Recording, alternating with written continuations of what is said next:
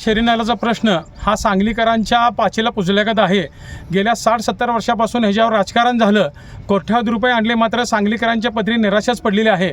चालू वर्षी सुद्धा आता दिवाळीला महापालिकेने ज्या मोटरी चालू करून पाण्याचा उपसा करायला पाहिजे शहरी नाल्याचा, तो न करता सुस्त प्रशासन, टक्केवारीत आणि वेगवेगळ्या ह्याच्यात व्यस्त असल्यामुळं शहरी नाल्याचं पाणी कृष्णा नदीत मिसळत असल्यामुळं इथले रोज येणारे पोहायला येणारे नागरिक असतील व आम्ही सामाजिक संघटनेने आज नवीन मुख्यमंत्री आणि 2 उपमुख्यमंत्र्यांना तसेच महापालिका आयुक्तांना जाग आणण्यासाठी ह्या शहरी नाल्यावरचा 102 कोटी रुपयाचा STP प्लॅनचा प्रस्ताव जो अजून 6 महिने झालं पडून आहे, ते आमदार खासदार असतील, मंत्री असतील, यांना जाग आणण्यासाठी आज आम्ही शहरी नाल्याचं पाणी ह्या मुख्यमंत्र्यांनी महापालिका प्रशासनाला भेट देण्यासाठी इथं भरून घेतलेलं आहे। एवढ्यावर ह्या राज्य सरकारनं आणि महापालिका प्रशासनानं जर तात्काळ हा प्रस्ताव मंजूर नाही केला तर ह्या शहरी नाल्याच्या पाण्यानं त्यांना अभिषेक घातल्याशिवाय सांगलीकर जनता आता स्वस्थ बसणार नाही।